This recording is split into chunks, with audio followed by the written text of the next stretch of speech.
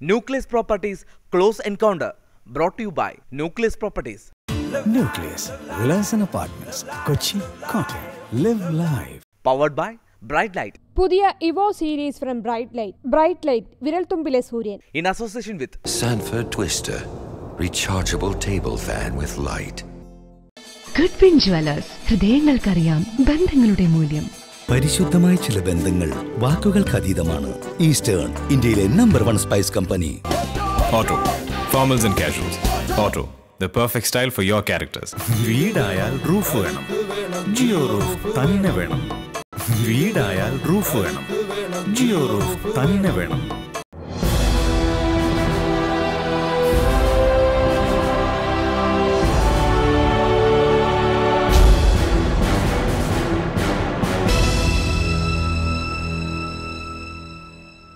നമസ്കാരം. ക്ലോസ് എൻകൗണ്ടറിലേക്ക് വീണ്ടും സ്വാഗതം. KPCC vice president V D സതീശനാണ് ക്ലോസ് എൻകൗണ്ടറിലെ ആഴ്ച. വളരെ നന്ദി ശ്രീ വി ഡി സതീശൻ.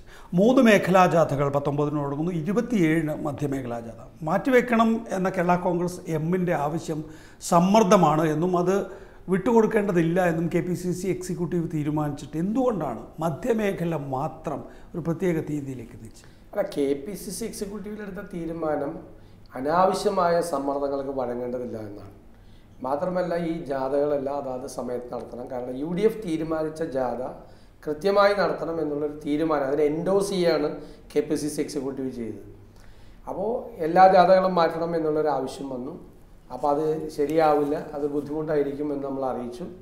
മധ്യമേഖലാ ജാഥ 2 ദിവസത്തെ കാലത്തേക്കെങ്കിലും മാറ്റി തരണം എന്നുള്ളൊരു അഭ്യർത്ഥന കേരള കോൺഗ്രസ് നേതാവ് ശ്രീ KM മാണിയുടെ ഭാഗത്തുണ്ട്. അദ്ദേഹത്തിനുള്ള വ്യക്തിപരമായ ഒരു അസൗകര്യമാണ്.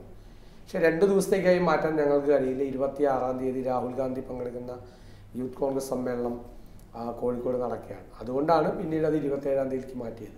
3 ജാഥകളും നടക്കുകയാണ്. ഈ ജാഥ 2 ദിവസത്തേക്ക് മാറ്റണമെന്ന് ആവശ്യപ്പെട്ടുള്ളൂ. അതിൻ്റെ ഭാഗത്ത് കോൺഗ്രസ് ഒരു പിടിവാശി പിടിക്കേണ്ട ആവശ്യമില്ലല്ലോ. 2 ദിവസത്തേക്ക് മാറ്റണമെന്ന് പറയുമ്പോൾ 2 ദിവസത്തേക്ക് മാറ്റാൻ കഴിയില്ല എന്ന് KM മാണിയെ പോലുള്ളൊരു സമുന്നതരായ നേതാവിനോട് പറയുന്നതല്ലേ തെറ്റ്? ഈ മാസം 5-ാം തീയതിയോടുകൂടി KM മാണിക്കെതിരായ ബാർഗോഴ വിഷയത്തിൽ അന്തിമ റിപ്പോർട്ട് വരേണ്ടതായിരുന്നു. സ്വാഭാവികമായും അതിൻ്റെ അന്വേഷണം നീണ്ടുപോകുന്നതുകൊണ്ട് കുറച്ച് ദിവസങ്ങൾ കൂടി നീളാം.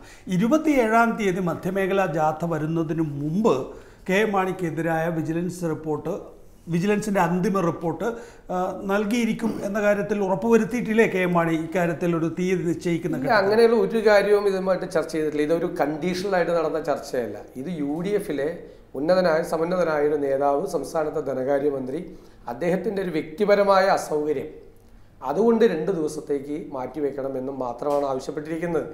ഇവിടെ ഈ മധ്യമേഖലാ ജാഥയുമായി UDFൻ്റെ ഏതെങ്കിലും ജാഥയുമായിട്ടും വിജിലൻസ് അന്വേഷണമായിട്ട് ഒരു ബന്ധവുമില്ല. വിജിലൻസ് അന്വേഷണം അതിൻ്റെ വഴിക്ക് പോവുകയാണ്. അതിന് ഇപ്പോൾ ഒരു പരാതി ഇങ്ങനെ വൈകുന്നു എന്നൊക്കെയുള്ള പരാതി വന്നത് അതൊക്കെ സ്വാഭാവികമായ വൈകലാണ്.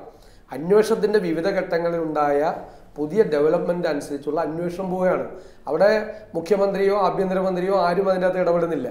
അത് വളരെ ക്രെഡിബിലിറ്റിയുള്ള ഉദ്യോഗസ്ഥന്മാർ, പൊതുവ വിശ്വാസ്യതയുള്ള ഉദ്യോഗസ്ഥന്മാർ നടത്തിക്കൊണ്ടിരിക്കുക. പ്രതിപക്ഷത്തിന് പോലും ചോദ്യം ചെയ്യാൻ കഴിയാത്ത ഉദ്യോഗസ്ഥന്മാരുടെ, വിജിലൻസ് ഉദ്യോഗസ്ഥന്മാരുടെ നേതൃത്വത്തിൽ നടക്കുന്നൊരു അന്വേഷണമാണ്. അവിടെ രാഷ്ട്രീയമായ ഒരു തരത്തിലുള്ള ഇടപെടലും ഒരിക്കലും ഉണ്ടാകില്ല എന്ന് കോൺഗ്രസ് പാർട്ടി ഉറപ്പുവരുത്തിയിട്ടുണ്ട്. KM മാണിക്കെതിരായ ആക്ഷേപങ്ങൾ പ്രതിരോധിക്കുക എന്നുള്ളതാണ് ഈ മേഖലാ ജാഥകളുടെ ഉദ്ദേശം. KM മാണി ഇപ്പോഴും കേസിൽ തുടരുന്നു. മാത്രമല്ല, ജോസ് കെ മാണി ഇതിനിടയിൽ സരിതയുടെ കത്തിൽ പ്രത്യക്ഷപ്പെടുകയൊക്കെ ചെയ്തു. ഈ ജോസ് കെ മാണിയാണ് മധ്യമേഖലാ ജാഥ നയിക്കാൻ പോകുന്നത് എന്നാണ് കേരള കോൺഗ്രസ് എം വൃത്തങ്ങൾ പറയുന്നത്. അപ്പോൾ ഇങ്ങനെയൊരു ജാഥ നടത്തിയിട്ട് എന്താണ് കാര്യം? അല്ല, 2 കാര്യമുണ്ട്. ഒന്ന്, KM മാണിക്കെതിരായി ഉണ്ടായിരിക്കുന്ന ആരോപണത്തിന് പ്രതിരോധിക്കാൻ വേണ്ടിയിട്ടല്ല ഒരു ജാഥയെ നടത്തുന്നത്. അങ്ങനൊരു തെറ്റിദ്ധാരണ ആർക്കും വേണ്ട. UDF ഗവൺമെൻറ്റിൻ്റെ നേട്ടങ്ങൾ ജനങ്ങളിലേക്ക് എത്തിക്കുക എന്നുള്ള ഒരുപാട് കാര്യങ്ങൾ ഉമ്മൻചാണ്ടിയുടെ നേതൃത്വത്തിലുള്ള ഈ ഗവൺമെൻറ് സംസ്ഥാനത്ത് ചെയ്തിട്ടുണ്ട്. ആ കാര്യങ്ങൾ ജനങ്ങളിലേക്ക് എത്തിക്കുക, അതുപോലെ പ്രതിപക്ഷത്തിൻ്റെ ചില നിലപാടുകൾ, ഇപ്പോൾ നിയമസഭയിൽ ഉൾപ്പെടെയുള്ള അവരെടുത്ത ചില കാര്യങ്ങൾ, ആ സമയത്താണല്ലോ നിയമസഭയിൽ പ്രതിപക്ഷം അലങ്കോലമുണ്ടാക്കിയപ്പോഴും വലിയ ബഹളമുണ്ടാക്കിയിട്ടും അവരൊരു വേറൊരു രീതിയിൽ അതിനെ ഡൈവേർട്ട് ചെയ്യാൻ നോക്കി, വേറൊരു തരത്തിലുള്ള വ്യാഖ്യാനം കൊടുക്കാൻ നോക്കിയപ്പോഴാണ് UDF യോഗം ചേർന്നിട്ട് ഇതിന് ശക്തമായ മറുപടി കൊടുക്കണം, ഈ ജാഥ നടത്തണം, നമ്മൾ ജനങ്ങളോട് ഇത് വിശദീകരിക്കണം, മാത്രമല്ല ഇതിൻ്റെ മറവിൽ ഗവൺമെൻറ് ചെയ്യുന്ന വികസന പ്രവർത്തനങ്ങളും ക്ഷേമ പ്രവർത്തനങ്ങളും ശ്രദ്ധിക്കപ്പെടാതെ പോകുന്നു. ഏറ്റവും നെഗറ്റീവായിട്ടുള്ള കാര്യങ്ങൾ മാത്രം ഫോക്കസിൽ വരുന്നു. അപ്പോൾ ജനങ്ങളുമായി ഈ കാര്യങ്ങൾ സംസാരിക്കുന്നതിനും അവരുടെ അടുത്ത് ഈ വിഷയങ്ങൾ എത്തിക്കുന്നതിനും വേണ്ടിയിട്ടാണ് ഈ ജാഥ നടത്തുന്നത്. ജാഥയ്ക്ക് വേണ്ടിയിട്ട് ഓരോ സ്ഥലത്തും ഓരോ ക്യാപ്റ്റന്മാരെ നിശ്ചയിച്ചിട്ടുണ്ട്. അത് CF തോമസ് ആണ് മധ്യമേഖല ജാഥയുടെ ക്യാപ്റ്റനായി തീരുമാനിച്ചിരിക്കുന്നത്. അപ്പോൾ അത് CF തോമസ് അവൈലബിൾ അല്ല എന്ന് വ്യക്തമാക്കി കഴിഞ്ഞിരുന്നു. കഴിഞ്ഞ ദിവസം കേരള കോൺഗ്രസ് എം തന്നെ പറയുകയുണ്ടായി, സ്വാഭാവികമായും അടുത്തത് ജോസ് കെ മാണി ആയിരിക്കുമെന്ന്. എന്നൊന്നും കേരള കോൺഗ്രസിൻ്റെ ഭാഗത്ത് നിന്ന് അങ്ങനെ ഒരു പേര് ഇപ്പോൾ വന്നിട്ടില്ല. അങ്ങനത്തെ ഒരു പേര് ഇപ്പോൾ ഇല്ല. എന്തായാലും ജോസ് കെ മാണി ആയിരിക്കില്ല ആ മധ്യമേഖല ജാഥ നയിക്കുന്നത്. ജോസ് കെ മാണിയുടെ പേരല്ല വന്നിരിക്കുന്നത്. ജോസ് കെ മാണി ആണെങ്കിൽ കോൺഗ്രസിന് പ്രതിഷേധമുണ്ടോ? അല്ല, അത് ഇല്ലാത്ത അതൊരു സാങ്കല്പിക ചോദ്യമാണ്. അത് അപ്പം മാത്രമേ മറുപടി പറയാൻ പറ്റൂ. ജോസ് കെ മാണി നയിക്കുന്നത് ഇപ്പോൾ ഉചിതമായിരിക്കുമോ? അല്ല, ഞാൻ പറഞ്ഞല്ലോ, അതൊരു സാങ്കല്പിക ചോദ്യമാണ്. ജോസ് കെ മാണിയുടെ പേര് അല്ല വന്നിരിക്കുന്ന ജാഥയുടെ നേതൃസ്ഥാനത്തേക്ക് വന്നിരിക്കുന്നത്. കേരള കോൺഗ്രസ് എമ്മിൽ ആരാണുള്ളത്? കെ മാണിയുണ്ട്, CF തോമസ് ഉണ്ട്. കെ മാണിക്ക് എന്തായാലും പറ്റില്ല, CF തോമസ് ആണ് പിന്നെ അടുത്തത്. അപ്പോൾ സ്വാഭാവികമായും അദ്ദേഹം അസുഖ കാരണങ്ങൾ പറഞ്ഞ് മാറി നിൽക്കുകയാണ്. ഇനിയുള്ള ഒരു ഓപ്ഷൻ എന്ന് പറയുന്നത് വളരെ സീനിയറായിട്ടുള്ള നേതാക്കന്മാർ കേരള കോൺഗ്രസിലുണ്ട്. അവരെ ആരെങ്കിലും നയിക്കും ജാഥ, സംശയം. ജോസ് കെ മാണി ആകുന്നതിനോട് കോൺഗ്രസിന് വിയോജിപ്പുണ്ട്. ഇപ്പോൾ ജോസ് കെ മാണി നയിക്കുന്നത് ഗുണത്തെക്കാളേറെ ദോഷമേ ചെയ്യൂ എന്നാണ് വിലയിരുത്തൽ. ഞാൻ പറഞ്ഞല്ലോ, ആ പേരിപ്പോൾ വന്നിട്ടില്ല. ആ പേര് വരുന്ന സമയത്ത് മാത്രമേ ആ ചോദ്യത്തിനൊരു പ്രസക്തിയുള്ളൂ. അതുകൊണ്ട് ഞാൻ അതിനോട് പ്രതികരിക്കുന്നില്ല. ഇപ്പോൾ ജോസ് കെ മാണി അല്ല മധ്യമേഖലാ ജാഥയ്ക്ക് നേതൃത്വം കൊടുക്കുന്നു. UDFിൽ ഒരു പ്രതിസന്ധി രൂപപ്പെട്ടിട്ടുണ്ടോ? അപ്പോൾ മാണി ഗ്രൂപ്പ് കേസ് തീർക്കാൻ സമ്മർദ്ദം ചെലുത്തുന്നു. ഇന്നിപ്പോൾ JDU വീക്ഷണത്തിൻ്റെ മുഖപ്രസംഗത്തിന് മറുപടിയായി ഞങ്ങൾ തോന്നുമ്പോൾ പോകും എന്ന് പറയുന്നു. അപ്പോൾ ആ നിലയിലൊരു മന്ത്രിസഭ വേണമെങ്കിൽ ദുർബലപ്പെടാം, അപകടത്തിൽപ്പെടാം എന്നൊരു തോന്നൽ ഉണ്ടാക്കിയിട്ടുണ്ട്. അല്ല, തീർച്ചയായിട്ടും ഈ കേസന്വേഷണവുമായി ബന്ധപ്പെട്ടും മറ്റു ചില വിഷയങ്ങളുമായി ബന്ധപ്പെട്ടും ചില അസ്വാരസ്യങ്ങൾ ഉണ്ടായിട്ടുണ്ട് UDFിൽ. അത് അതാത് സ്ഥലത്ത് വെച്ച് ചർച്ച ചെയ്ത് പരിഹരിക്കാനുള്ള മെക്കാനിസം UDFിനുള്ളിൽ തന്നെയുണ്ട്. ഒരു ഘടകകക്ഷികളുടെയും അനാവശ്യമായ സമ്മർദ്ദത്തിന് കോൺഗ്രസ് വഴങ്ങുന്ന പ്രശ്നമില്ല. അത് അധികാരത്തിൽ നിലനിൽക്കാൻ വേണ്ടി ഏതെങ്കിലും ഘടകകക്ഷികൾ അനാവശ്യമായി സമ്മർദ്ദം ചെലുത്തിയാൽ ആ സമ്മർദ്ദങ്ങൾക്ക് കീഴടങ്ങുന്ന പ്രശ്നമില്ല. ഘടകകക്ഷികൾ ഒരു മാന്യമായ സമീപനം പുലർത്തുന്ന പാർട്ടിയാണ് കോൺഗ്രസ്. ഒരു പരിധി വിട്ടിട്ടുള്ള ഒരുവിധ സമ്മർദ്ദങ്ങൾക്കും ഈ കാലഘട്ടത്തിലും ഈ സാഹചര്യത്തിലും കോൺഗ്രസ് വഴങ്ങുന്ന പ്രശ്നമില്ല. കേസ് ഒക്കെ വിജിലൻസ് ഒരു സ്വതന്ത്ര ഏജൻസിയാണ്. ഒരു പരിധി വിട്ട് വിജിലൻസ് അന്വേഷണത്തിൽ ആർക്കും ഇടപെടാൻ കഴിയില്ല. അപ്പോൾ ആഭ്യന്തര വകുപ്പ് മന്ത്രി തന്നെ സംശയങ്ങൾക്ക് ഇടവരാത്ത തരത്തിൽ പറഞ്ഞിട്ടുണ്ട്. അദ്ദേഹം പോലും ആ കേസ് അന്വേഷണത്തിൽ ഇടപെടില്ല. ഇപ്പോൾ അന്വേഷണം നേരത്തെ ആക്കാനോ അന്വേഷണം വൈകിപ്പിക്കാനോ ഒന്നുമുള്ള ഒരു ശ്രമം ഒരു കോൺഗ്രസിൻ്റെ പ്രതിനിധീകരിച്ച് ആഭ്യന്തര വകുപ്പിൻ്റെ ചുമതല വഹിക്കുന്ന ശ്രീ രമേശ് ചെന്നിത്തലയുടെ ഭാഗത്തു നിന്ന് ഉണ്ടാകില്ല. അങ്ങനെ സമ്മർദ്ദങ്ങൾക്ക് വഴങ്ങുമായിരുന്നെങ്കിൽ ഈ വിജിലൻസ് അന്വേഷണം നടക്കുമായിരുന്നു. നടക്കില്ലല്ലോ. രാജ്യത്തെല്ലായിടത്തും അഴിമതിക്കെതിരായിട്ടുള്ള വലിയ ജനകീയ മുന്നേറ്റം ഉണ്ടായിക്കൊണ്ടിരിക്കുകയാണ്. പ്രത്യേകിച്ച് ചെറുപ്പക്കാരുടെ ഇടയിൽ അഴിമതി സഹിക്കാൻ വയ്യാത്തൊരു കാര്യമായിരിക്കുകയാണ്. അവർ BJPയോ CPMോ കോൺഗ്രസോ ആരാണ്, വീട്ടുകാർ ഏത് പാർട്ടിയിൽപ്പെട്ടവരായാലും പുതിയ തലമുറയിലെ ചെറുപ്പക്കാർക്ക് അതിശക്തമായ പ്രതിഷേധം അഴിമതിയോടുണ്ട്. അത് കാലത്തിൻ്റെ ഒരു ചുവരെഴുത്താണ്. പണ്ടാരും എതിരായിരുന്നില്ല എന്നല്ല ഞാൻ പറയുന്നത്. പക്ഷെ ഒരു പുതിയ ചില തെരഞ്ഞെടുപ്പുകൾ, സമീപകാലത്തുണ്ടായ ചില തെരഞ്ഞെടുപ്പുകളിലെ ജനവിധി രാഷ്ട്രീയ പാർട്ടികളെല്ലാവരും പരിശോധിക്കേണ്ട ഒന്നാണ്. അപ്പോൾ അഴിമതിക്കെതിരായ വലിയ മുന്നേറ്റം നടക്കുകയാണ്. ആ മുന്നേറ്റം നടക്കുമ്പോൾ അത് മനസ്സിലാക്കാൻ നമ്മൾ തയ്യാറാണ്. ഇപ്പോൾ എന്താണ് രണ്ടാം UPA ഗവൺമെൻറ്റിന് വിനയായത്? നിരന്തരമായ അഴിമതി ആരോപണങ്ങൾ. ആ അഴിമതി ഇപ്പോൾ കോയലിഷൻ മിനിസ്ട്രി ആയിരുന്നു അത്. ആ അഴിമതിയിൽപ്പെട്ട ഘടകകക്ഷികളെ ഉൾപ്പെടെയുള്ള ആളുകളെ സംരക്ഷിക്കാൻ വേണ്ടി നടത്തിയ ശ്രമങ്ങൾ, അങ്ങനെ ഒരുപാട് പ്രശ്നങ്ങൾ രണ്ടാം UPAക്ക് ഉണ്ടായി. രണ്ടാം UPAയുടെ പരാജയത്തിനുള്ള പ്രധാനപ്പെട്ട കാരണങ്ങളിലൊന്ന് നിരന്തരമായി വന്ന അഴിമതി ആരോപണങ്ങളാണ്. രാഷ്ട്രീയം എന്ന് പറയുന്നത് ഓരോ കാലത്തും ഉണ്ടാകുന്ന സംഭവങ്ങളെ അനുഭവപാഠമാക്കണം രാഷ്ട്രീയ നേതാക്കന്മാരും പ്രവർത്തകരും.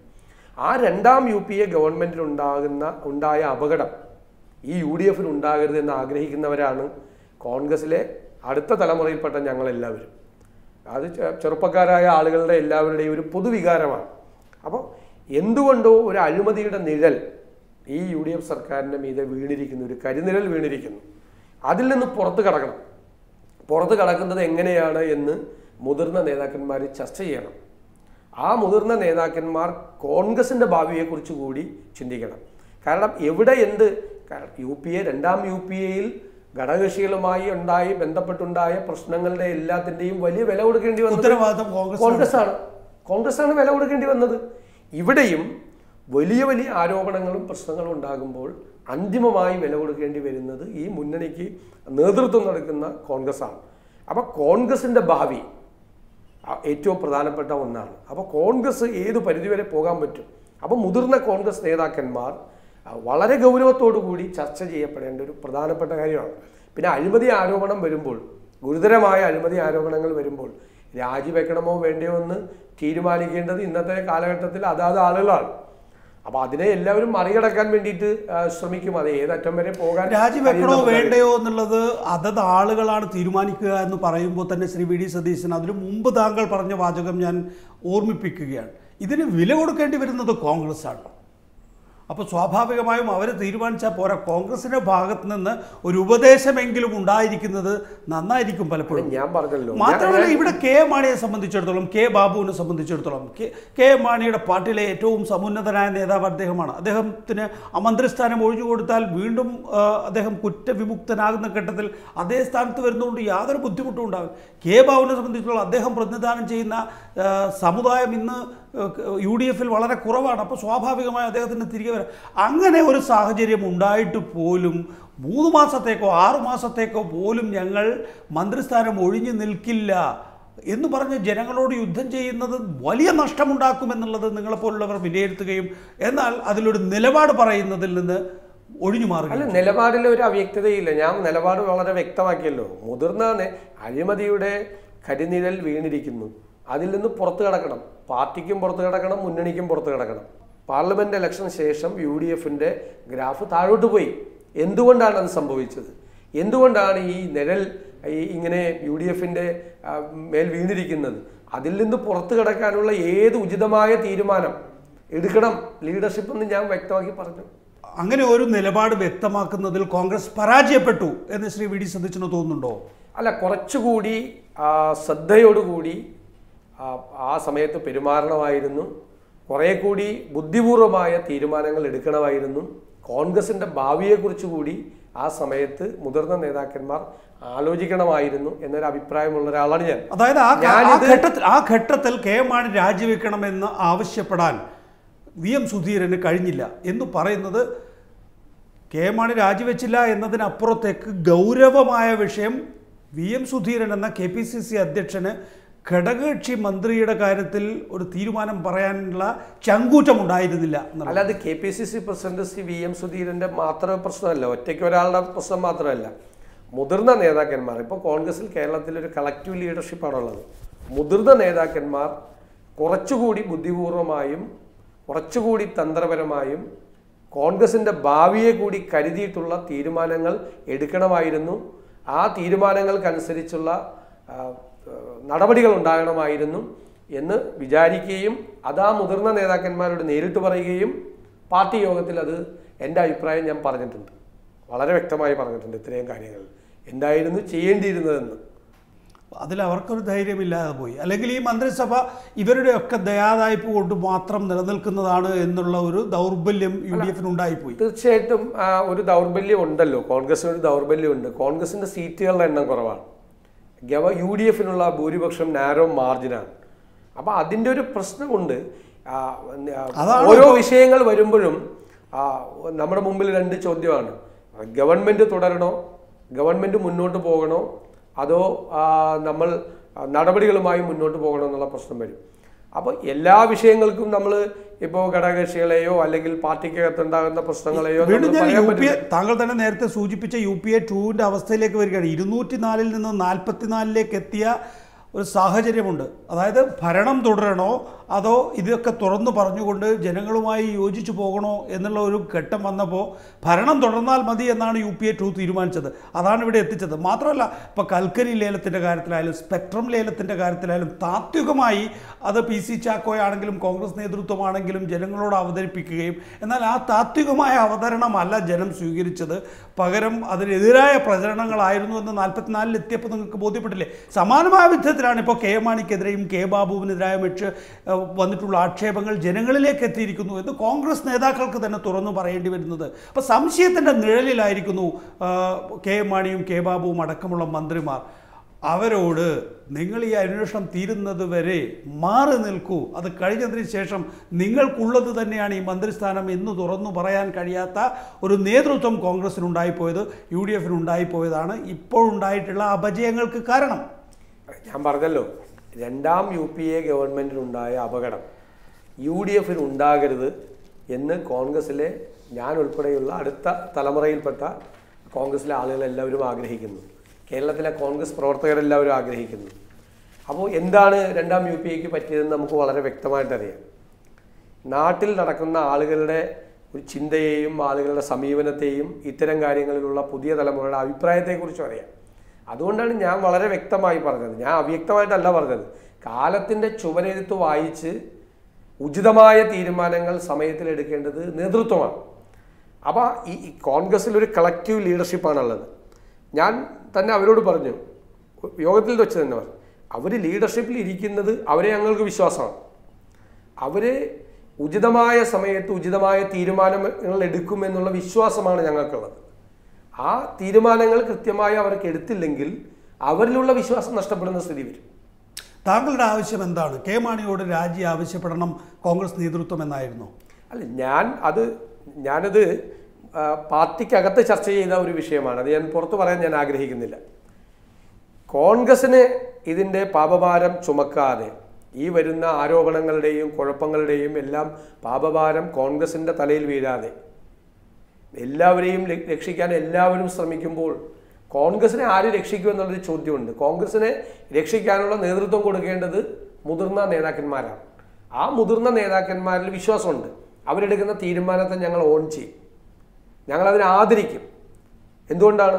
അവർ കൃത്യമായ തീരുമാനം എടുക്കുമെന്നുള്ള വിശ്വാസം അവരിലുണ്ട്. കെ മാണി രാജിവെക്കണം എന്ന് KPCC അധ്യക്ഷനോ അല്ലെങ്കിൽ കോൺഗ്രസിൻ്റെ താങ്കൾ പറയുന്ന ഈ കലക്റ്റീവ് ലീഡർഷിപ്പോ ആവശ്യപ്പെടുകയും കെ മാണിക്ക് രാജിവെക്കേണ്ടിയും വരികയായിരുന്നു എങ്കിൽ വ്യത്യസ്തമായൊരു സാഹചര്യമായിരുന്നു UDFന് കേരളത്തിൽ അഭിമുഖീകരിക്കേണ്ടി വരിക എന്ന് തോന്നുന്നുണ്ടോ? ഉചിതമായ തീരുമാനം കൃത്യമായ സമയത്ത് എടുത്തിരുന്നുവെങ്കിൽ ഇന്ന് എത്തപ്പെട്ടിരിക്കുന്ന ഈ അവസ്ഥയിലേക്ക് പോകില്ലായിരുന്നു എന്ന കാര്യത്തിൽ യാതൊരു സംശയമില്ല. ഇന്ന് എത്തപ്പെട്ടിരിക്കുന്ന അവസ്ഥ ഒരു വല്ലാത്ത അവസ്ഥയിലേക്ക് എത്തിയിരിക്കുകയാണ്. ഒരു തിരിച്ചടി UDFന് ഉണ്ടാകുമോ എന്ന് ഭയപ്പെടുന്നൊരവസ്ഥയിലേക്ക് എത്തി നിൽക്കുകയാണ്. അത് പാടില്ലല്ലോ. അപ്പോൾ ഇനിയും ഒരു വർഷം ഗവൺമെൻറ്റിന് മുന്നോട്ടുണ്ട്. ഈ സംശയങ്ങളുടെ നിഴലുകളും അല്ലെങ്കിൽ ഈ ആരോപണങ്ങളുടെ കരുനിഴലും എല്ലാം മാറ്റി അതിൽ നിന്നൊരു ക്ലീൻ സ്ലേറ്റോടുകൂടി പുറത്തു വന്ന് ഗവൺമെൻറ് ചെയ്ത ഒരുപാട് നല്ല കാര്യങ്ങൾ പുറത്തു വരാൻ കഴിയണം. കടുത്ത സാമ്പത്തിക പ്രതിസന്ധിയിലേക്ക് വരികയാണ് സംസ്ഥാനം. എത്തിക്കഴിഞ്ഞു. സാമ്പത്തിക ഞെരുക്കം എന്നുള്ള നല്ല ഓമന പേരിട്ടിട്ട് ആ സാമ്പത്തിക പ്രതിസന്ധിയെ വിശേഷിപ്പിക്കാൻ കഴിയില്ല.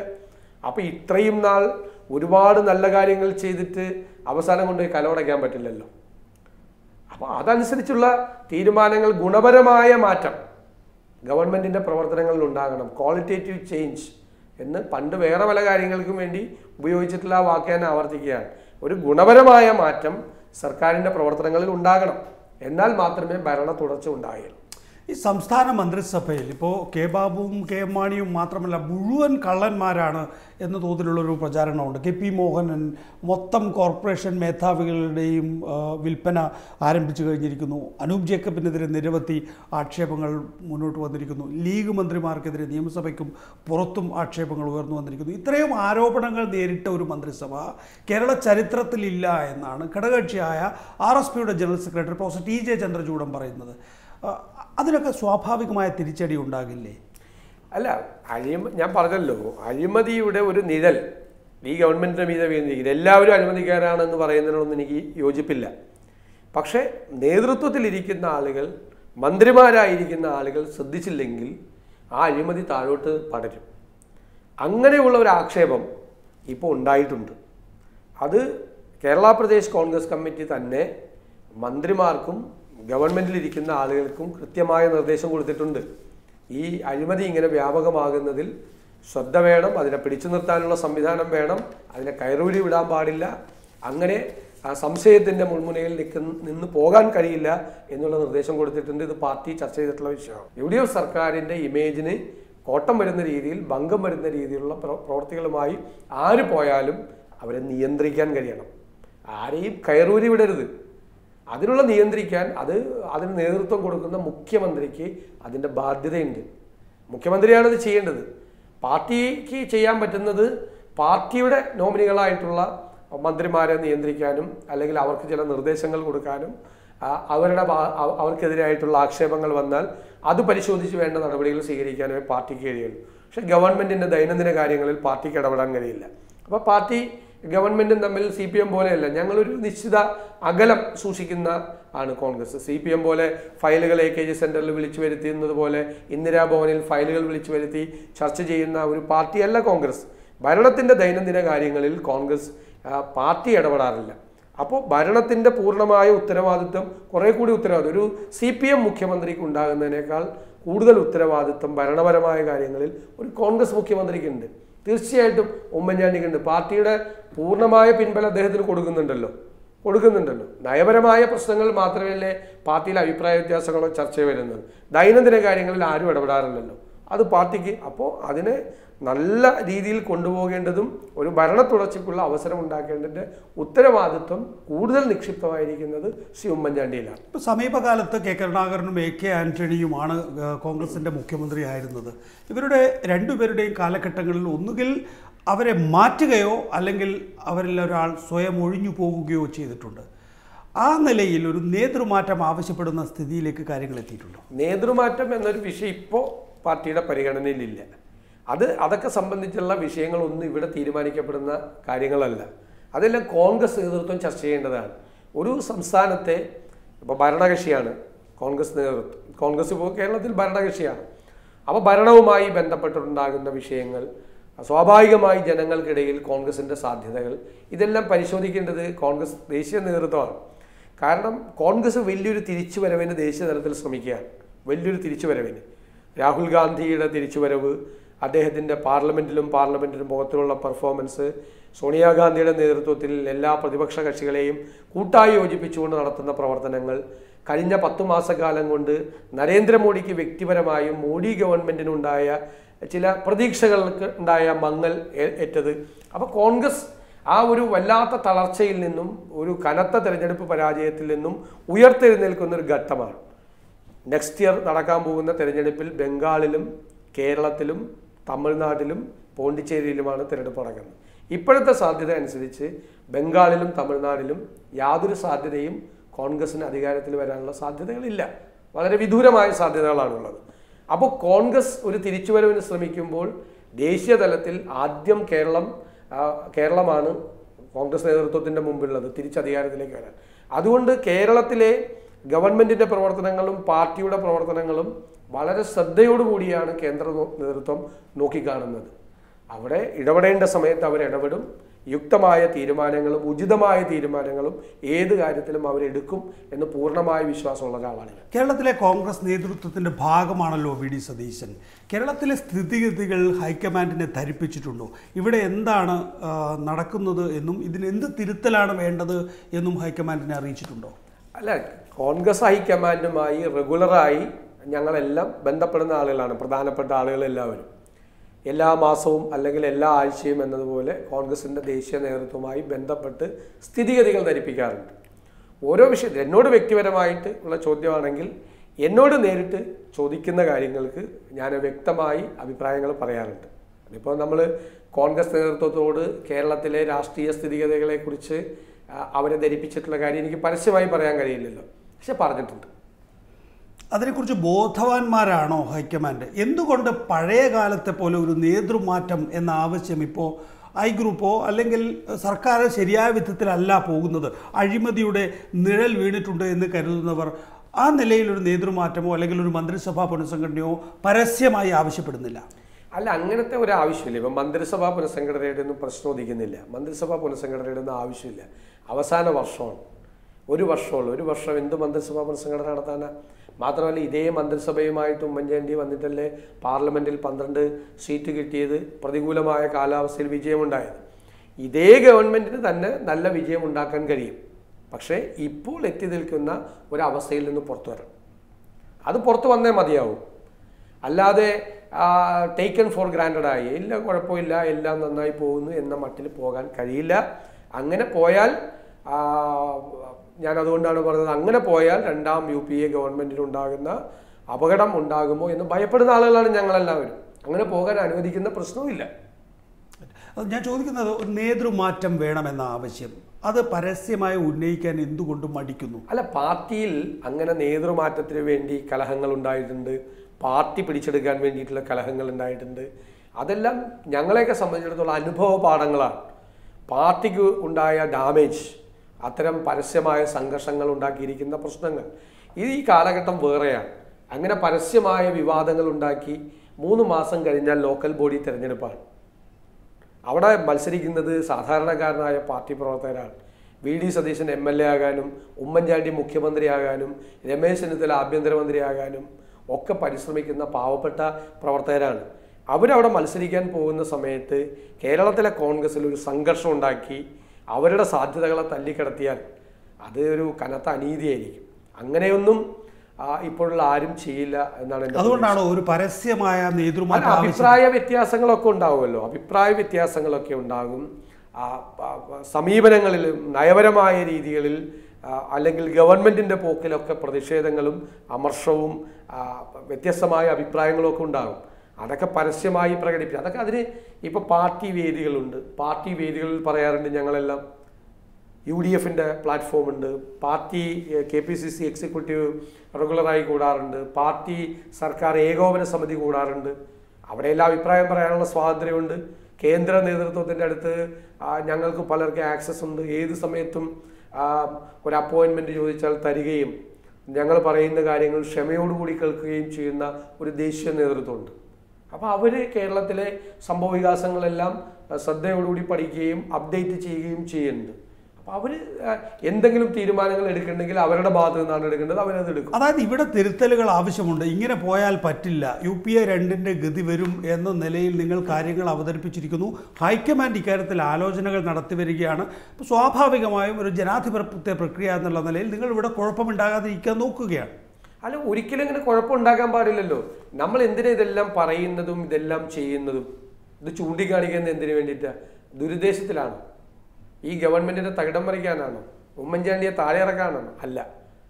ഈ ഗവൺമെൻറ് വളരെ നന്നായി മുന്നോട്ട് പോയി ജനങ്ങളുടെ പ്രതീക്ഷയ്ക്കൊപ്പം ഉയർന്ന് കോൺഗ്രസ് പ്രവർത്തകരുടെ വികാരങ്ങൾക്കൊപ്പം ഉയർന്ന് ഒരു ഭരണ തുടർച്ച 2016 തെരഞ്ഞെടുപ്പ് കഴിയുമ്പോൾ വീണ്ടും കോൺഗ്രസിൻ്റെ നേതൃത്വത്തിൽ UDF നല്ല വിജയം നേടി തിരിച്ചു വരണം എന്ന സതുദ്ദേശമാണല്ലോ. അതിനു വേണ്ടിയിട്ടുള്ള കറക്റ്റീവായിട്ടുള്ള സ്റ്റെപ്സാണല്ലോ പറയുന്നത്. അല്ലാതെ ഒരു ബഹളം ഉണ്ടാക്കുക, പരസ്പരം ആരോപണങ്ങൾ ഉന്നയിക്കുക, മുഖ്യമന്ത്രി മാറണമെന്ന് പറയുക, അല്ലെങ്കിൽ മന്ത്രിസഭാ പുനഃസംഘടന നടത്തുക എന്ന് പറയുക, അതെല്ലാം ഉള്ളത് സ്വാർത്ഥ താല്പര്യങ്ങൾ വെച്ചുകൊണ്ട് പെരുമാറുമ്പോഴാണ് അത്തരം പ്രശ്നങ്ങൾ വരുന്നത്. ഇതൊരു പൊതു ലക്ഷ്യത്തിന് വേണ്ടിയും പൊതു നന്മയ്ക്ക് വേണ്ടിയും നമ്മൾ വിശ്വസിക്കുന്ന, നമ്മൾ ജീവിതം സമർപ്പിച്ചിരിക്കുന്ന നമ്മുടെ പാർട്ടിയുടെ നിലനിൽപ്പിനും വേണ്ടിയിട്ടാണ്. അതാണ്. അപ്പോൾ അതിനൊരു വ്യത്യാസമുണ്ട്. അത് പണ്ട് ചെയ്തിരുന്ന പോലെയല്ല. അടുത്ത നിയമസഭാ തെരഞ്ഞെടുപ്പിന് മുമ്പ് ഉമ്മൻചാണ്ടിയുടെ നേതൃത്വം സംബന്ധിച്ച തീരുമാനം ഉണ്ടാകാനിടയുണ്ട്. അതായത് 2011 രമേശ് ചെന്നിത്തലയും ഉമ്മൻചാണ്ടിയും KPCC പ്രസിഡന്റ് എന്നുള്ള നിലയിലും പാർലമെൻ്ററി പാർട്ടി നേതാവ് എന്ന നിലയിലും ഒരു തെരഞ്ഞെടുപ്പിൽ മത്സരിക്കുകയാണ്. രണ്ടുപേർക്കും സാധ്യതയുണ്ടായിരുന്നു. KPCC പ്രസിഡന്റായി രമേശ് ചെന്നിത്തല തുടർന്നു. പിന്നീട് ആഭ്യന്തരമന്ത്രി പദത്തിലേക്ക് വളരെ കഷ്ടപ്പെട്ടിട്ടാണെങ്കിലും രമേശ് ചെന്നിത്തലയ്ക്ക് എത്താൻ കഴിഞ്ഞു. ഇപ്പോൾ 2016 അല്ലെങ്കിൽ 2015 നേരത്തെ തെരഞ്ഞെടുപ്പ് വന്നാലോ ഉമ്മൻചാണ്ടി തന്നെ നേതൃത്വത്തിൽ തുടരുകയായിരിക്കുമോ ഉണ്ടാവുക? അതോ രണ്ടുപേരും ഒന്നിച്ച് മത്സരിക്കുകയായിരിക്കുമോ? അതോ ഉമ്മൻചാണ്ടി ഒരു 2ാം ഘട്ടം മുഖ്യമന്ത്രി പദം പൂർത്തിയാക്കിയതിനാൽ ഇനിയിപ്പോൾ വിശ്രമത്തിലേക്ക് പോവുകയായിരിക്കും? അത്തരം കാര്യങ്ങളൊന്നും ഇപ്പോൾ ചർച്ച ചെയ്തിട്ടില്ല. ഇത്തരം കാര്യങ്ങളിൽ തീരുമാനമെടുക്കേണ്ടത് ദേശീയ നേതൃത്വമാണ്. കഴിഞ്ഞ പ്രാവശ്യം പ്രതിപക്ഷ നേതാവായിരുന്ന ശ്രീ ഉമ്മൻചാണ്ടി മത്സരിച്ചപ്പോൾ PCC പ്രസിഡന്റായ ശ്രീ രമേശ് ചെന്നിത്തല കൂടി മത്സരിക്കണം എന്ന തീരുമാനമെടുത്തത് കോൺഗ്രസ് പ്രസിഡന്റാണ്. രണ്ടുപേരും മത്സരിക്കണം എന്ന് തീരുമാനമെടുത്തത്. അപ്പോൾ തെരഞ്ഞെടുപ്പിൻ്റെ മുൻപാകെ ആരാണ് മത്സരിക്കേണ്ടത്, ആരാണ് നേതൃത്വം കൊടുക്കേണ്ടത്, ആരൊക്കെയാണ് വേണ്ടത്, അല്ലെങ്കിൽ എല്ലാവരും മത്സരിക്കണമോ എന്നൊക്കെ തീരുമാനം ആ സമയത്താണ് എടുക്കുന്നത്. ആ സമയത്ത് ഉചിതമായ തീരുമാനം കോൺഗ്രസ് പ്രസിഡന്റ് എടുക്കും. ഒരുപാട് ആക്ഷേപങ്ങൾ ഉമ്മൻചാണ്ടിക്ക് നേരെ വരുന്നു. ഇപ്പോൾ സോളാർ അഴിമതി അതിൽ ഉമ്മൻചാണ്ടിയുടെ ഓഫീസ് തന്നെ നിരീക്ഷണ വലയത്തിൽ വന്നു. ഉമ്മൻചാണ്ടിയുടെ നേരിട്ടുള്ള പങ്കാളിത്തം സംബന്ധിച്ചുള്ള ചോദ്യങ്ങൾ ഉയർന്നു. തുടർന്ന് വന്നിട്ടുള്ള ബാർകോഴ വിഷയത്തിലാണെങ്കിൽ പോലും ബാബുവിനെതിരായ ആക്ഷേപം വരുമ്പോൾ അതിൻ്റെ പിന്നിൽ ഉമ്മൻചാണ്ടിയും കൂടെ നിൽക്കുന്നു. അങ്ങനെ അത്രയധികം ആക്ഷേപങ്ങൾ ഉണ്ടായിരിക്കുന്നൊരു മുഖ്യമന്ത്രിക്ക് വീണ്ടും ഒരു ടേം കൂടി സാധാരണഗതിയിൽ കോൺഗ്രസ് അനുവദിക്കും. ഇപ്പോൾ കെ കരുണാകരനെതിരെ വന്നിട്ടുള്ള ആക്ഷേപം നോക്കുക, നമ്മളൊരു വലിയ വടവൃക്ഷം പോലെ കേരളത്തിൽ കാണുന്നയാളാണ്. ചാരക്കേസ് ഒന്നുമില്ലാത്ത ഒരു ആക്ഷേപമായിരുന്നു അദ്ദേഹത്തെ മുഖ്യമന്ത്രി. പാമ്പോലം കേസ് അതും എവിടെയും കെ കരുണാകരനെ തൊടാൻ കഴിഞ്ഞിട്ടില്ല. അപ്പോൾ അത്രയും ഫ്ലിംസി ആയിട്ടുള്ള കേസുകളിൽ പോലും കെ കരുണാകരന് മുഖ്യമന്ത്രി പദം ഒഴിഞ്ഞു പോകേണ്ടി വന്നു. ഉമ്മൻചാണ്ടിയെ സംബന്ധിച്ചിടത്തോളം അദ്ദേഹത്തിൻ്റെ ആഫീസും അദ്ദേഹം നേരിട്ടും ഒക്കെ തന്നെയും ഇൻവോൾവ് ആയിട്ടുള്ള കേസുണ്ടായിട്ട് പോലും അദ്ദേഹത്തിന് ഒരു ആവർത്തനം കൊടുക്കുന്നു എന്ന് പറയുമ്പോൾ അതെങ്ങനെയാണ് സാധ്യമാകുന്നത്? ഇത് ഒരു പൊളിറ്റിക്കൽ അനാലിസിസ് ഇത് വേണം. കാരണം കെ കരുണാകരനും AK ആന്റണിയും മുഖ്യമന്ത്രിയായിരുന്നപ്പോൾ ഉണ്ടായിരുന്ന ഇതിനേക്കാൾ കൂടുതൽ സീറ്റുകൾ ഉണ്ടായിരുന്നു. 100 സീറ്റും 90 സീറ്റും ഒക്കെ ഉണ്ടായിരുന്നു. പക്ഷെ അന്ന് ഇപ്പോൾ ഉമ്മൻചാണ്ടിക്ക് കിട്ടിയിരുന്ന രാഷ്ട്രീയ ഭദ്രത അവരുടെ കാലഘട്ടത്തിൽ ഉണ്ടായിരുന്നില്ല. അവരുടെ കാലഘട്ടത്തിൽ കരുണാകരൻ്റെ കാലഘട്ടത്തിൽ കോൺഗ്രസ് പാർട്ടിക്ക് ഉള്ളിൽ കരുണാകരനെതിരായ ഒരു കലാപം, അതിനുശേഷം ആന്റണി മുഖ്യമന്ത്രിയായിരുന്ന AK ആന്റണി മുഖ്യമന്ത്രിയായി വന്ന സമയത്ത് അദ്ദേഹത്തിനെതിരായിട്ട് പാർട്ടിക്കകത്തുണ്ടായ കലാപം, ഇതെല്ലാം ഉണ്ടായിരുന്നു. പക്ഷേ ഉമ്മൻചാണ്ടിയെ സംബന്ധിച്ചിടത്തോളം അദ്ദേഹം മുഖ്യമന്ത്രിയായി വന്നതിന് ശേഷം രമേശ് ചെന്നിത്തലയാണ് KPCC പ്രസിഡന്റ്. പൂർണ്ണമായ പിന്തുണയാണ് അദ്ദേഹത്തിൻ്റെ ഭാഗത്തു നിന്നുണ്ടായിരുന്നത്. പാർട്ടിയും ഗവൺമെൻറ്റും തമ്മിൽ ഒരു സംഘർഷത്തിലേക്ക് പോയി എന്നുള്ളൊരു അവസ്ഥ ഒരു സമയത്തും അന്നത്തെ KPCC പ്രസിഡന്റ് ഉണ്ടാക്കിയിട്ടില്ല. അധികാരത്തിന് പുറത്തു നിൽക്കുന്നവരാണല്ലോ അധികാരത്തിലേക്ക് വരാൻ വേണ്ടി ശ്രമിച്ച് സംഘർഷം ഉണ്ടാക്കുന്നത്. അപ്പം അധികാരത്തിൻ്റെ പുറത്ത് നിന്നിരുന്ന വിഭാഗം ഒരു സംഘർഷവും ഒരു പ്രശ്നവും ഉണ്ടാക്കാതെ ഭരണത്തെ സ്മൂത്തായി കൊണ്ടുപോകാൻ ശ്രമിച്ചിരുന്നു. ഒരുപക്ഷെ ഈ സീറ്റുകളുടെ എണ്ണം കുറവാണെന്നുള്ള ഈ ഗവൺമെൻറ്റിൻ്റെ ദൗർബല്യത്തെ മറികടന്നത് പാർട്ടി കൊടുത്ത വലിയ അൺകണ്ടീഷണൽ സപ്പോർട്ട് ഉമ്മൻചാണ്ടി. കേരളത്തിലെ കോൺഗ്രസ് മുഖ്യമന്ത്രിമാരിൽ ഏറ്റവും ഭാഗ്യവാനായിട്ടുള്ള ആളാണ് ഉമ്മൻചാണ്ടി. പിന്തുണ ലഭിച്ചു. കേരളത്തിലെ കോൺഗ്രസ് മുഖ്യമന്ത്രിമാരിൽ ഏറ്റവും ഭാഗ്യവാനായ ആളായിരുന്നു ആ കാര്യത്തിൽ ഉമ്മൻചാണ്ടി. പക്ഷേ ഉമ്മൻചാണ്ടി അസാമാന്യമായ കാര്യങ്ങൾ ചെയ്യുന്ന സമാനതകളില്ലാത്തൊരു മുഖ്യമന്ത്രിയുമാണ്. അദ്ദേഹത്തിൻ്റെ പ്രവർത്തനങ്ങൾ, അദ്ദേഹത്തിൻ്റെ സ്പീഡ്, അദ്ദേഹം ചെയ്യുന്ന കാര്യങ്ങൾ, അദ്ദേഹത്തിൻ്റെ കണ്ണെല്ലായിടത്തും ഒരു പഞ്ചായത്തിലെ കാര്യം തൊട്ട് സംസ്ഥാന തലത്തിലുള്ള മുഴുവൻ കാര്യങ്ങൾ എല്ലാ സ്ഥലത്തും കണ്ണുകൾ എത്തുകയും കഠിനാധ്വാനം ചെയ്യുകയും ചെയ്യുന്ന ഒരു മുഖ്യമന്ത്രിയാണ്. കേരളത്തിലെ UDF മുന്നോട്ട് കുതിച്ചതും ആ മുഖ്യമന്ത്രിയുടെ നേതൃത്വത്തിൽ തന്നെയാണ്. ഞാൻ പറഞ്ഞല്ലോ, പാർലമെൻറ്റ് തെരഞ്ഞെടുപ്പിന് മുൻപായിട്ട് ഈ സോളാർ വിഷയം വന്നപ്പോൾ ഗവൺമെൻറ്റിനൊരു മങ്ങലേറ്റു. പക്ഷേ അതിനെ മറികടന്നു.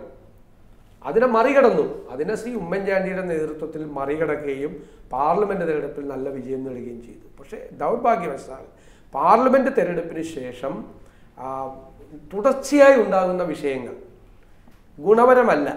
അപ്പോൾ ഗുണപരമാണ് എന്ന് പറഞ്ഞത് ഒരു തെറ്റായ വിലയിരുത്തലാവും. തെറ്റായി വിലയിരുത്തിയൊന്നും ഇപ്പോഴത്തെ കാലത്ത് അങ്ങനെ കൊണ്ടുപോകാൻ പറ്റുന്നില്ല. ഇപ്പോൾ ഗുണപരമായ കാര്യങ്ങളല്ല നടന്നുകൊണ്ടിരിക്കുന്നത്. ഇപ്പോൾ നമുക്ക് തിരിച്ചടി ലഭിക്കാൻ കഴിയാവുന്ന തരത്തിലുള്ള വിഷയങ്ങൾ ഉണ്ടായിക്കൊണ്ടിരിക്കുന്നു. അപ്പോൾ അത് ഞാൻ പറഞ്ഞല്ലോ, അദ്ദേഹത്തിന് തന്നെയാണ് അതിൻ്റെ ഉത്തരവാദിത്വം അതിൽ നിന്ന് പുറത്തു കൊണ്ടുവരിക.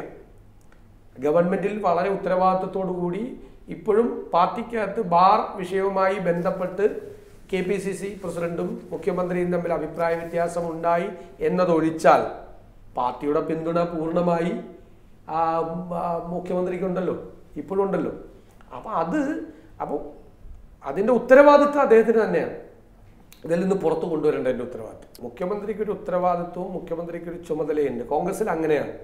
ഗവൺമെൻറ്റിലേക്ക് പാർട്ടി വിടുന്ന പ്രതിനിധികൾക്ക്, പ്രത്യേകിച്ച് അതിന് നേതൃത്വം കൊടുക്കുന്നവർക്ക് കൂടുതൽ ഉത്തരവാദിത്വമുണ്ട്. ഇപ്പോൾ ഉണ്ടായിരിക്കുന്ന ഈ പ്രതികൂലമായ ഒരു അവസ്ഥയിൽ നിന്നും ഇതിനെ പുറത്തു കൊണ്ടുവരാൻ ഉമ്മൻചാണ്ടിക്ക് കഴിയും എന്നാണ് ഞാൻ വിചാരിക്കുന്നത്. കഴിയുമോ എന്ന് നോക്കട്ടെ, എന്നല്ലേ നമുക്ക് അതിന് ശേഷമല്ലേ അത്തരം കാര്യങ്ങൾ സംസാരിക്കാൻ പറ്റുള്ളൂ. നേതൃമാറ്റം ഒന്ന് ആവശ്യം ഉന്നയിച്ചാൽ അതിന് പിന്തുണ വേണ്ട തരത്തിൽ ഉണ്ടാകുമോ? ആ നിലയിൽ ഇവിടെ കോൺഗ്രസ് രാഷ്ട്രീയം മാറിയിട്ടുണ്ട്. ഇപ്പം നിയമസഭാ കക്ഷിയിൽ തന്നെ രമേശ് ചെന്നിത്തല അല്ലെങ്കിൽ ഗ്രൂപ്പ് യോഗം വിളിച്ചിരുന്നുവെന്നും വേണമെങ്കിൽ കൂടുതൽ എം എൽ എമാരെ അണിനിരത്താൻ രമേശ് ചെന്നിത്തലയ്ക്ക് കഴിയുമെന്നൊക്കെ ചില എം എൽ എമാരുടെ പേരുകൾ പറഞ്ഞ് റിപ്പോർട്ട് ചെയ്യപ്പെട്ടിരുന്നു. ആ നിലയിലൊരു ബലാബലം നിങ്ങൾ പരിശോധിച്ചിട്ടുണ്ടോ? ആരുടെ ഭാഗത്താണ് കൂടുതൽ എം എൽ എമാർ എന്നത് സംബന്ധിച്ച്? ഇത് നികേഷേ, ഞാൻ പറഞ്ഞല്ലോ, അത് നമ്മൾ കൺവെൻഷനലായിട്ട് ചിന്തിക്കുന്നതുകൊണ്ടാണ്. കെ കരുണാകരൻ്റെ കാലത്തും AK ആന്റണിയുടെ കാലത്തും ഉണ്ടായ നേതൃമാറ്റത്തെയും അധികാര മാറ്റത്തെയും അതേ അളവിൽ നമുക്കിപ്പോൾ പരിശോധിച്ചിട്ടാണ് എങ്ങനെയുള്ള ഒരു ചോദ്യം ചോദിക്കുന്നത്. ഇപ്പോഴുള്ള പ്രശ്നമല്ല, ബലാബലങ്ങൾക്കൊന്നും ഒരു കുറവില്ല അതിൻ്റെ അകത്ത്. മനസ്സിലായില്ലേ? കോൺഗ്രസിൻ്റെ അകത്ത് തുല്യ ശക്തികളായിട്ടുള്ള ആളുകൾ തന്നെയും വിഭാഗങ്ങളൊക്കെ തന്നെയുണ്ട്. കോൺഗ്രസിൽ ഗ്രൂപ്പുകൾ പഴയ പോലെ വഴിയിലിറങ്ങി പ്രശ്നങ്ങൾ വഷളാക്കുന്നില്ല എന്നേ ഉള്ളൂ. കോൺഗ്രസിൽ ഗ്രൂപ്പുകളുണ്ട്. ബലത്തിൻ്റെ കുറവോ ദൗർബല്യങ്ങളോ ഒന്നുമല്ല. പക്ഷേ പാർട്ടി പ്രവർത്തകരെ വേദനിപ്പിക്കുകയും കോൺഗ്രസിൻ്റെ ഭാവി സാധ്യതകളെ അപകടപ്പെടുത്തി ഉണ്ടാക്കുന്ന ഒരു തർക്കവും ഒരു പ്രശ്നവും ഉണ്ടാക്കണ്ട എന്നുള്ള തീരുമാനമാണ്. ആ തീരുമാനത്തിൻ്റെ ഭാഗമായിട്ടുള്ള സംയമനമാണ്, അല്ലാതെ ആരും ദൗർബല്യമൊന്നുമല്ല. ആ തീരുമാനത്തിൻ്റെ ഭാഗമായിട്ട് ഒരു തദ്ദേശ സ്വയംഭരണ സ്ഥാപനങ്ങളിലേക്ക് നടക്കാൻ പോകുന്ന തെരഞ്ഞെടുപ്പ്, 6 മാസം കഴിഞ്ഞാൽ നടക്കാൻ പോകുന്ന അസംബ്ലി തെരഞ്ഞെടുപ്പ്, നേതൃമാറ്റത്തിൻ്റെ പേരിലോ അല്ലെങ്കിൽ നേതാക്കന്മാർ തമ്മിലുള്ള തർക്കത്തിൻ്റെ പേരിലോ അധികാര തർക്കത്തിൻ്റെ പേരിലോ ബഹളമുണ്ടാക്കി ആ സാധ്യതകളെ തല്ലിക്കെടുത്തിയാൽ അത് വലിയ നീതിപൂർവമായ ഒരു നടപടി ആയിരിക്കില്ല. രമേശ് ചെന്നിത്തല ആയിരിക്കുമോ അടുത്ത മുഖ്യമന്ത്രി സ്ഥാനാർത്ഥി? അല്ലെങ്കിൽ ഇനിയുള്ള ഒരു സാധ്യത രമേശ് ചെന്നിത്തലയ്ക്കാണ്? രമേശ് ചെന്നിത്തല മുഖ്യമന്ത്രിയാകാൻ സർവ്വതാ യോഗ്യനായിട്ടുള്ള ഒരാളാണ്. എന്താ സംശയം?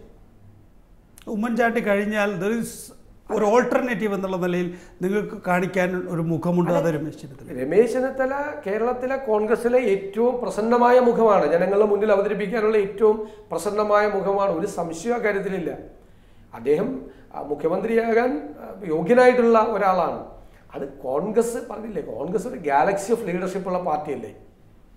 അതിൻ്റെ അകത്ത് ഏറ്റവും പ്രമുഖ സ്ഥാനത്ത് നിൽക്കുന്ന ആളാണ് അദ്ദേഹം. എന്താ കുഴപ്പം? എവിടെയൊക്കെയാണ് തിരുത്തലുകൾ വേണ്ടത്? എങ്ങനെ പോയാലാണ് ഈ വലിയ തിരിച്ചടിയിൽ നിന്ന് കരകയറാൻ കഴിയുക? ഞാൻ വളരെ ഒരു ഗുണപരമായ മാറ്റം സർക്കാരിൻ്റെ പ്രവർത്തനങ്ങളിൽ ഉണ്ടാകണം. അഴിമതിയുടെ നിഴലിൽ നിന്നും പുറത്തു വരാൻ ഗവൺമെൻറ്റിന് കഴിയണം. പുതിയ പരിപാടികൾ പുതുക്കി നിശ്ചയിക്കണം. മുൻഗണനാക്രമം നിശ്ചയിക്കണം.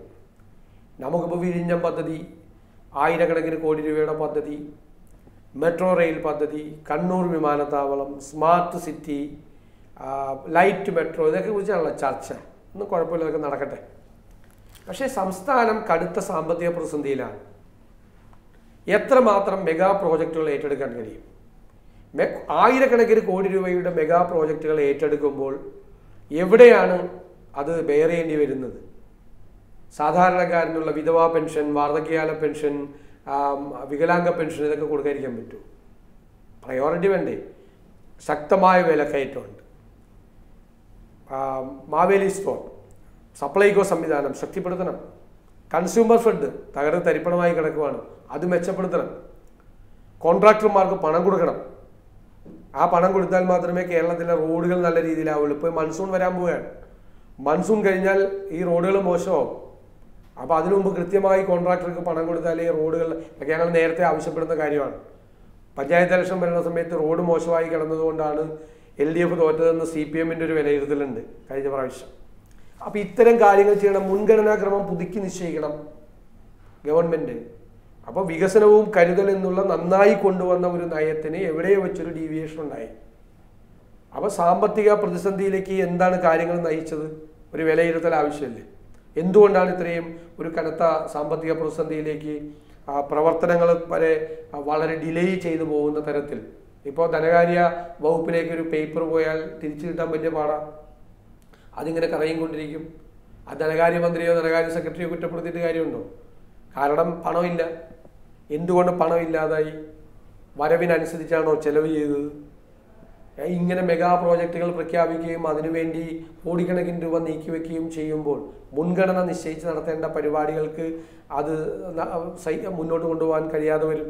അപ്പോൾ അത്തരം പ്രധാനപ്പെട്ട കാര്യങ്ങളിൽ തീരുമാനമെടുക്കണം. അതങ്ങനെയൊക്കെ ചെയ്യണം എന്ന് പറയുന്നത് ഞാൻ നേരത്തെ പറഞ്ഞതുപോലെ നമ്മുടെ ഒരു ലക്ഷ്യത്തിലേക്ക് നീങ്ങാൻ ആദ്യം നിങ്ങൾ ചെയ്യേണ്ടത് അഴിമതിയുടെ ഒരു നിഴൽ അത് ഒഴിവാക്കുക എന്നുള്ളതല്ലേ? എന്താണ് ചെയ്യാൻ കഴിയുക? ഞാൻ പറഞ്ഞല്ലോ, ഇതേ മന്ത്രിമാർ തുടർന്നുകൊണ്ട് എങ്ങനെയാണ് ഞാൻ പറഞ്ഞല്ലോ, വളരെ വ്യക്തമായി പറഞ്ഞല്ലോ, അതിലൊന്നും ഒരു അവ്യക്തതയുടെ പ്രശ്നമില്ല. ഞാൻ 2-3 കാര്യങ്ങൾ പറഞ്ഞല്ലോ. അതിൽ ഏറ്റവും പ്രധാനപ്പെട്ടത് പറഞ്ഞത് അഴിമതിയുടെ നിഴലിൽ നിന്ന് പുറത്തു വരണം, അതിന് ഉചിതമായ തീരുമാനങ്ങൾ എടുക്കണം. മുഖ്യമന്ത്രി ഉൾപ്പെടെയുള്ള മുതിർന്ന നേതാക്കന്മാർ എങ്ങനെ അത് പുറത്തു വരാൻ കഴിയും? ജനങ്ങളിൽ വിശ്വാസം ഉണ്ടാക്കണം. ആ ജനങ്ങളിലുള്ള വിശ്വാസമാണ് ഏറ്റവും പ്രധാനപ്പെട്ട കാര്യം. പിന്നെ ഞാൻ പലപ്പോഴും പറയാനുള്ളൊരു കാര്യമുണ്ട്, ദൈവവിശ്വാസി ആയ ഒരാൾ ദൈവഭയം ഉണ്ടാകും അയാൾക്ക്. ഈശ്വരനെ പേടിയാണെന്ന് പറയും ദൈവവിശ്വാസിയായ ഒരാൾക്ക്. അയാൾക്ക് ദൈവഭയം ഉണ്ടാകുന്നത് പോലെ പൊതുപ്രവർത്തകരായ ആളുകൾക്ക്, ജനപ്രതിനിധികളായ ആളുകൾക്ക്, ഭരണകൂടങ്ങളിൽ ഇരിക്കുന്ന ആളുകൾക്ക് ജനങ്ങളെ സ്വല്പം ഭയം വേണം. അവരിതെല്ലാം നോക്കി കാണുന്നുണ്ട്, നമ്മൾ ചെയ്യുന്നതെല്ലാം അവർ നോക്കി കാണുന്നുണ്ട്. ആ ഭയം ഉണ്ടാകുന്നത് നല്ലതായിരിക്കും. വളരെ നന്ദി Shri V D Satheesan, KPCC vice president, close and water പങ്കെടുത്തു.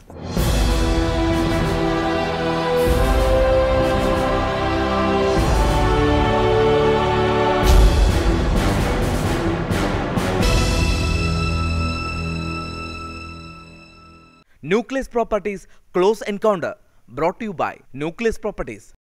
Nucleus Villas and Apartments, Kochi, Kottayam. Live life. Powered by Bright Light. പുതിയ Evo series from Bright Light. Bright Light വിരൽത്തുമ്പിലെ സൂര്യൻ. In association with Sanford Twister, rechargeable table fan with light.